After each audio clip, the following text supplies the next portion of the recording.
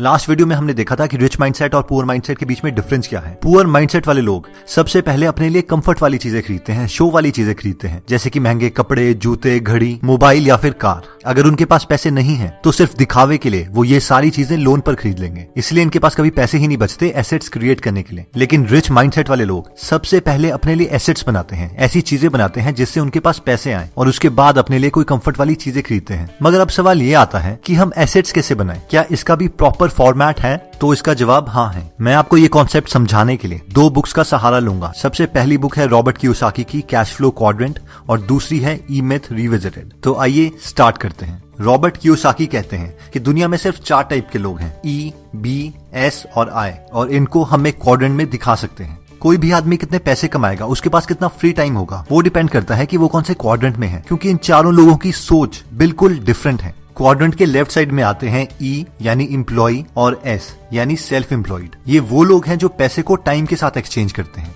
Quadrant के right side में आते हैं बी यानी बिजनेस ओनर या फिर आई यानी इन्वेस्टर। ये वो लोग हैं जो पैसे से पैसा बनाते हैं या फिर किसी और के टाइम से पैसा बनाते हैं। तो आइए इन चारों को थोड़ा डिटेल में समझ लेते हैं। सबसे पहले आता है एम्प्लॉय। ये वो इंसान है जिसे जॉब की सिक्योरिटी चाहिए, हर महीने सेम अमाउंट का पे चेक चाहिए, इसे रिटायरमेंट के बाद में पेंशन चाहिए, हर चीज इंश्योरेंस के थ्रू कवर्ड चाहिए, ये कोई फाइनेंशियल रिस्क नहीं लेना चाहता। जो भी लोग जॉब कर रहे हैं वो सारे इस कैटेगरी में आते हैं। ये लोग अपने टाइम के बदले में पैसे कमाते हैं। जिस दिन ये काम करना बंद कर देंगे, इन्हें पैसे भी आना बंद हो जाएंगे और गवर्नमेंट के रूल्स के अकॉर्डिंग ये लोग सबसे ज्यादा टैक्स पे करते हैं। लेकिन दूसरी तरफ जो इंसान खुद का बॉस बनना चाहता है, औरों पे डिपेंडेंट नहीं रहना चाहता, वो अपनी कोई दुकान खोल देता है, फिर चाहे वो लॉयर हो, डॉक्टर हो या फिर कंप्यूटर ग्राफिक डिजाइनर हो, वो सेल्फ एम्प्लॉयड की कैटेगरी में आता है। इनकी सबसे बड़ी गलती ये है कि ये लोग सोचते हैं कि ये बिजनेस कर रहे हैं, जबकि ये सेल्फ एम्प्लॉयड है। इनके पास एक ऐसी जॉब है जो उन्होंने खुद को दी है। ये लोग सोचते हैं कि ये परफेक्शनिस्ट है, इनसे अच्छा कोई काम कर ही नहीं सकता, इसीलिए ये हर काम खुद करना चाहते हैं। और सबसे ज्यादा दुख की बात यह है कि जब ये लोग सबसे ज्यादा सक्सेसफुल होते हैं, जब इनके पास सबसे ज्यादा कस्टमर्स होते हैं, उस वक्त ये सबसे ज्यादा बिजी होते हैं और इनके पास अपनी फैमिली के लिए कोई टाइम नहीं होता। ये सारे फेमस फेस्टिवल्स, दिवाली, होली अपनी उस शॉप में गुजार रहे होते हैं जिस वक्त पूरी दुनिया एंजॉय कर रही होती है। और ये सिर्फ इनकी मेंटालिटी की वजह से है, क्योंकि ये किसी और पे ट्रस्ट नहीं करते।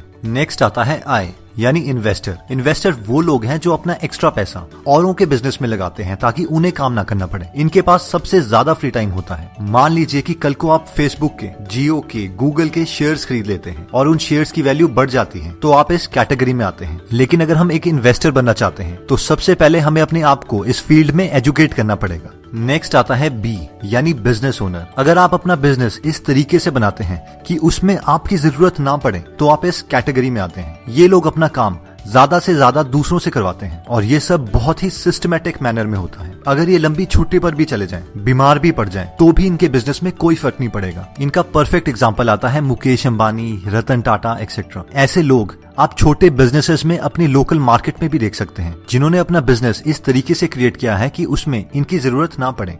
दोस्तों, अब हम देखेंगे कि पुअर माइंडसेट वाले लोग बिजनेस में क्या गलतियां करते हैं और रिच माइंडसेट वाले लोग बिजनेस को कैसे करते हैं जिसे वो एसेट्स बनाते हैं। दोस्तों, बिजनेस में फेल होने का सबसे बड़ा रीजन वो आदमी खुद है जो वो बिजनेस चला रहा है, क्योंकि हम में से मैक्सिमम लोगों को पता नहीं है कि एक बिजनेस चलता कैसे है। दोस्तों, जब भी एक स्मॉल बिजनेस स्टार्ट होता है तो उसे एक बिजनेसमैन नहीं, एक टेक्नीशियन चला रहा होता है, क्योंकि मैक्सिमम स्मॉल बिजनेस कुछ इस एटीट्यूड से खुलते हैं, अरे यार मैं उसके लिए काम कर रहा हूँ, उससे अच्छा काम तो मैं खुद कर सकता हूँ, इससे अच्छा खुद अपना बिजनेस खोल के ज्यादा पैसे ना कमा लूं। और हम एक बेवकूफ आदमी की नौकरी छोड़ के एक बड़े बेवकूफ आदमी के अंडर काम करने चले जाते हैं, और वो है हम खुद। कोई आदमी अपना शोरूम खोल देता है, एक डॉक्टर अपनी दुकान खोल देता है, एक एडवोकेट अपनी शॉप खोल देता है, कोई इंजीनियर अपनी सॉफ्टवेयर कंपनी खोल देता है, इस एटीट्यूड से कि उसको ये टेक्निकल काम आता है। और क्योंकि ये वो टेक्निकल काम कर सकता है, इसलिए उसे लगता है कि वो ऐसा बिजनेस क्रिएट कर सकता है जो वो टेक्निकल काम कर दे। और ये एग्जैक्टली ऑपोजिट है एक बिजनेस से,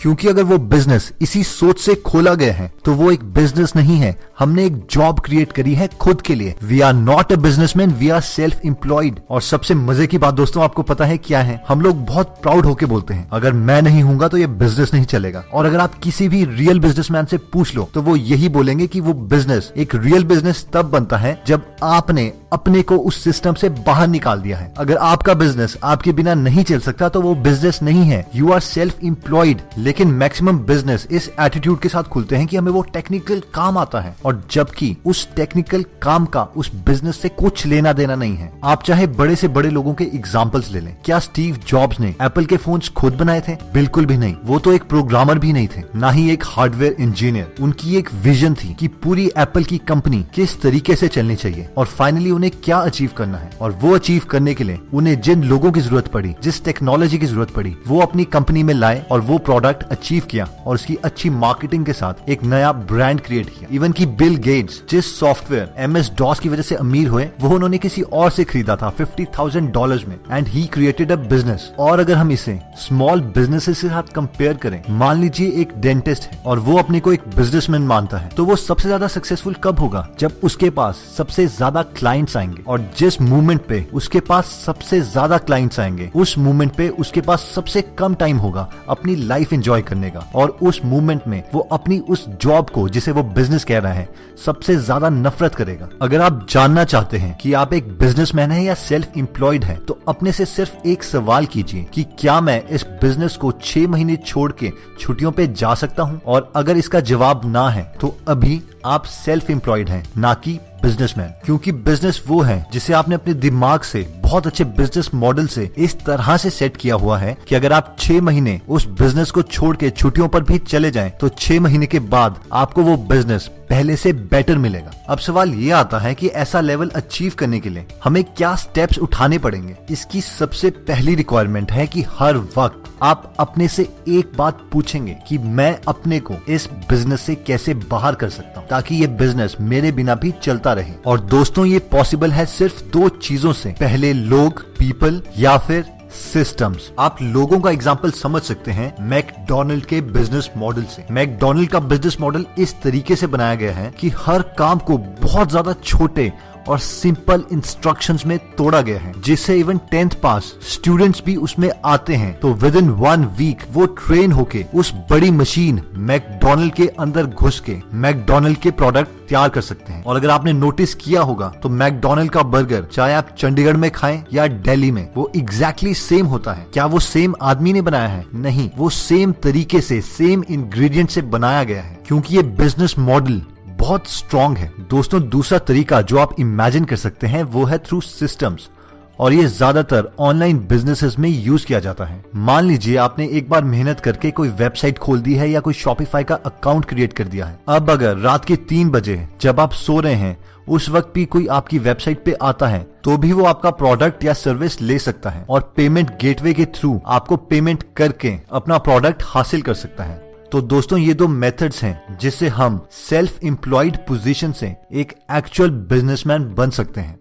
तो दोस्तों, आज हमने देखा कि 4 टाइप की मेंटालिटी होती है, E, S, B और I। एम्प्लॉय मेंटालिटी वो होती है जो चाहता है कि उसकी एक बार जॉब लग जाए और उसके बाद उसे कोई टेंशन ना लेनी पड़े, और वो सिक्योरिटी को अपना प्राइम ऑब्जेक्टिव मानता है। S, सेल्फ एम्प्लॉयड लोग वो होते हैं जो किसी के अंडर काम नहीं करना चाहते, लेकिन वो अपने आप को परफेक्शनिस्ट मानते हैं और सारा काम खुद ही करना चाहते हैं। इसलिए जब वो सबसे ज्यादा सक्सेसफुल होते हैं, उस टाइम वो सबसे ज्यादा थके होते हैं। नेक्स्ट आता है B, बिजनेस मेंटालिटी। ये लोग वो हैं जो उस तरीके के सिस्टम्स क्रिएट करते हैं जिससे वो और लोगों से काम करवा सके और खुद बिजनेस संभाल सके। I, इन्वेस्टर मेंटालिटी के लोग वो होते हैं जो औरों के बिजनेस को एनालाइज करते हैं, उनके बिजनेस में पैसा लगाते हैं और अपना पैसा बार बार मल्टीप्लाई करते रहते हैं।